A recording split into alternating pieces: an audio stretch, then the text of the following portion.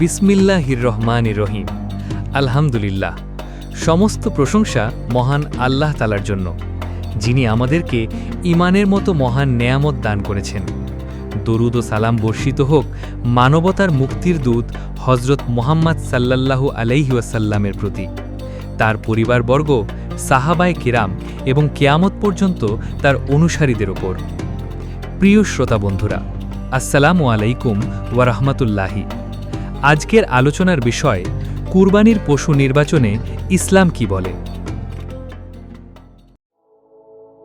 কুরবানি শুধুমাত্র একটি পশু জবাই করার নাম নয়, এটি হল আল্লাহর সন্তুষ্টির জন্য নিজের প্রিয় বস্তু ত্যাগ করার এক মহান ইবাদত।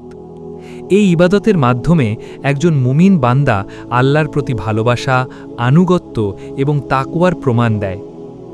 মহান আল্লাহ পবিত্র কোরআনে ইরশাদ করেন, আল্লাহর কাছে পৌঁছায় না তাদের গোশত কিংবা রক্ত, বরং পৌঁছে তোমাদের তাকওয়া। সূরা আল হজ আয়াত ৩৭। অর্থাৎ কুরবানির মূল উদ্দেশ্য হল আন্তরিকতা এবং আল্লাহভীতি। কিন্তু দুঃখজনক হলেও সত্য, আজ অনেক মানুষ কুরবানির পশু কেনার সময় বাহ্যিক সৌন্দর্য, আকার কিংবা লোক দেখানো বিষয়কে বেশি গুরুত্ব দেয়। অথচ ইসলাম পশু নির্বাচনের ব্যাপারে অত্যন্ত স্পষ্ট দিক নির্দেশনা দিয়েছে। আজ আমরা জানব কুরবানির পশু কেমন হওয়া উচিত, কোন পশু কুরবানির জন্য উপযুক্ত, কোন ত্রুটিযুক্ত পশু কুরবানি করা যাবে না, এবং ইসলাম কী ধরনের মানসিকতা শিক্ষা দেয়। কুরবানির পশু কোনগুলো? ইসলামে নির্দিষ্ট কিছু গৃহপালিত পশু কুরবানির জন্য বৈধ করা হয়েছে, যেমন গরু, মহিষ, উট, ছাগল, ভেড়া, দুম্বা। এগুলোকে বলা হয় বাহিমাতুল আনাম। একটি ছাগল, ভেড়া বা দুম্বা একজনের পক্ষ থেকে কুরবানি করা যায়, আর গরু, মহিষ বা উটে সর্বোচ্চ ৭ জন শরিক হতে পারে।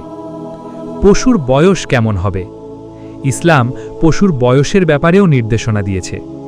ছাগল হতে হবে কমপক্ষে ১ বছর বয়সী, গরু বা মহিষ হতে হবে কমপক্ষে ২ বছর বয়সী, উট হতে হবে কমপক্ষে ৫ বছর বয়সী।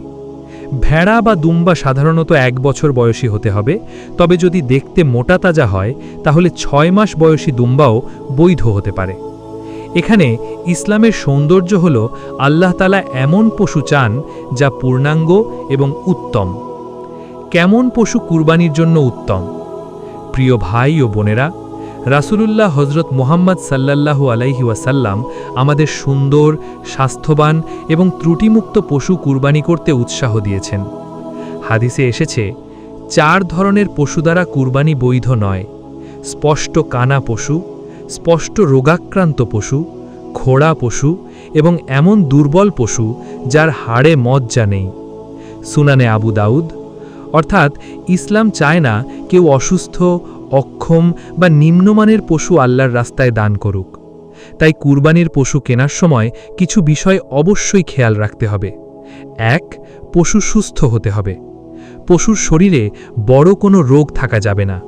অতিরিক্ত দুর্বল, জ্বরাক্রান্ত কিংবা মারাত্মক অসুস্থ পশু কুরবানির উপযুক্ত নয়। ২. চোখ ঠিক থাকতে হবে। অন্ধ বা এক চোখ পুরোপুরি নষ্ট এমন পশু কুরবানি করা যাবে না। ৩. খোঁড়া হওয়া যাবে না। এমনভাবে খোঁড়া যে ঠিকমতো হাঁটতে পারে না, এমন পশুও অযোগ্য। ৪.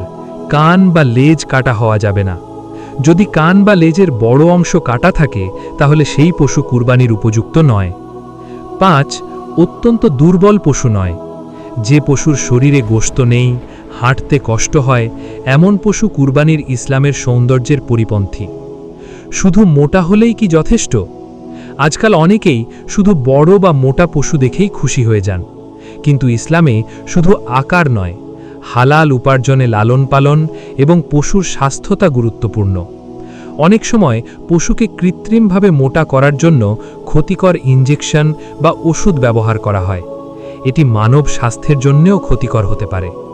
একজন সচেতন মুসলিম হিসেবে এসব বিষয় থেকে দূরে থাকা উচিত, কারণ ইসলাম পরিচ্ছন্নতা, সততা এবং কল্যাণের ধর্ম। কুরবানির পশুর প্রতি আচরণ কেমন হবে? ইসলাম শুধু পশু জবাই করার কথা বলেনি, বরং পশুর প্রতিও দয়া ও মানবিক আচরণের শিক্ষা দিয়েছে। রাসূলুল্লাহ হযরত মুহাম্মদ সাল্লাল্লাহু আলাইহি ওয়াসাল্লাম বলেছেন, যে আল্লাহর সৃষ্টির প্রতি দয়া করে, আল্লাহ তার প্রতি দয়া করেন। তাই কুরবানির পশুর সঙ্গে খারাপ আচরণ করা, মারধর করা, না খাইয়ে রাখা কিংবা অযথা কষ্ট দেওয়া ইসলাম সমর্থন করে না। জবাইয়ের সময়ও কিছু আদব রয়েছে। ছুরি ভালোভাবে ধারালো করতে হবে, পশুকে কষ্ট দেওয়া যাবে না, এক পশুর সামনে আরেক পশু জবাই করা উচিত নয়, আল্লাহর নাম নিয়ে জবাই করতে হবে। এসব শিক্ষার মাধ্যমে ইসলাম আমাদের হৃদয়ে দয়া, মায়া এবং তাকওয়া সৃষ্টি করতে চায়। লোক দেখানোর মানসিকতা থেকে সাবধান। প্রিয় শ্রোতা বন্ধুরা, বর্তমান সমাজে কুরবানিকে কেন্দ্র করে এক ধরনের প্রতিযোগিতা দেখা যায়। কে বড় গরু কিনল, কার পশুর দাম বেশি, কে বেশি ছবি তুলল, এসব নিয়েই যেন ব্যস্ততা। কিন্তু মনে রাখতে হবে, কুরবানি ইবাদত, প্রদর্শনী নয়। যদি মানুষের প্রশংসা পাওয়ার জন্য কুরবানি করা হয়, তাহলে সেই আমলের সওয়াব নষ্ট হয়ে যেতে পারে। মহান আল্লাহ নিয়ত দেখেন, তাই আমাদের নিয়ত হতে হবে শুধুই আল্লাহর সন্তুষ্টি।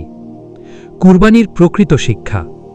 কুরবানির ইতিহাস আমাদের স্মরণ করিয়ে দেয় হযরত ইব্রাহিম আলাইহিসসালাম এবং তার প্রিয় পুত্র হযরত ইসমাইল আলাইহিসসালামের মহান ত্যাগের। যখন আল্লাহ তাআলা হযরত ইব্রাহিম আলাইহিসসালামকে তার সবচেয়ে প্রিয় জিনিস কুরবানি করার নির্দেশ দিলেন, তখন তিনি বিনা দ্বিধায় আল্লাহর আদেশ মেনে নিলেন।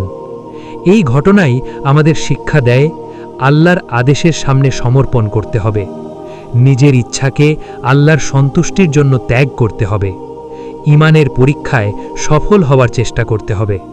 সুতরাং কুরবানি শুধু পশু জবাই নয়, বরং নিজের অহংকার, লোভ, হিংসা ও পাপ প্রবণতাকেও কুরবানি করার শিক্ষা। দরিদ্র মানুষের কথাও ভাবতে হবে। কুরবানির আরেকটি গুরুত্বপূর্ণ দিক হল সমাজের অসহায় ও দরিদ্র মানুষের মুখে হাসি ফোটানো। অনেক মানুষ আছে যারা সারা বছর ভালোভাবে মাংস খেতে পারে না। কুরবানির ঈদে যেন তারা আনন্দ পায়, সেটিও ইসলামের অন্যতম সৌন্দর্য। তাই কুরবানির গোশত আত্মীয় স্বজন, প্রতিবেশী এবং গরিবদের মাঝে সুন্দরভাবে বন্টন করা উচিত। কিছু গুরুত্বপূর্ণ ভুল ধারণা। অনেকেই মনে করেন সবচেয়ে দামি পশুই সবচেয়ে উত্তম কুরবানি। এটি সম্পূর্ণ সঠিক নয়। আল্লাহর কাছে দাম নয়, তাকওয়া গুরুত্বপূর্ণ। আবার কেউ মনে করেন সস্তা পশু কিনলে কুরবানি হবে না। এটাও ভুল ধারণা। যদি পশু শরীয়তের শর্ত পূরণ করে এবং নিয়ত ঠিক থাকে, তাহলে সেই কুরবানি অবশ্যই কবুল হওয়ার আশা করা যায়। আমাদের করণীয় কি? প্রিয় মুসলিম ভাই ও বোনেরা, কুরবানির পশু কেনার সময় আমাদের কিছু বিষয় মনে রাখতে হবে। হালাল উপার্জিত টাকা দিয়ে পশু কিনতে হবে, সুস্থ ও ত্রুটিমুক্ত পশু নির্বাচন করতে হবে, লোক দেখানো থেকে বাঁচতে হবে, পশুর প্রতি দয়া দেখাতে হবে, আল্লাহর সন্তুষ্টিকে প্রধান লক্ষ্য বানাতে হবে। সমাপনী কথা। প্রিয় শ্রোতা বন্ধুরা, কুরবানি আমাদের জীবনে তাকওয়া, ত্যাগ এবং আল্লাহর প্রতি ভালোবাসার শিক্ষা নিয়ে আসে। আসুন আমরা কুরবানিকে শুধু সামাজিক অনুষ্ঠান হিসেবে না দেখে একটি মহান ইবাদত হিসেবে গ্রহণ করি। আল্লাহ যেন আমাদেরকে সহি নিয়তে সুন্নাহর অনুযায়ী কুরবানি করার তৌফিক দান করেন। আমিন। শেষ করার আগে দরুদ শরীফ পাঠ করি। আল্লাহুম্মা সাল্লি আলা মুহাম্মাদিউ ওয়া আলা আলি মুহাম্মাদ। আজ এ পর্যন্তই। আসসালামু আলাইকুম ওয়া রাহমাতুল্লাহি।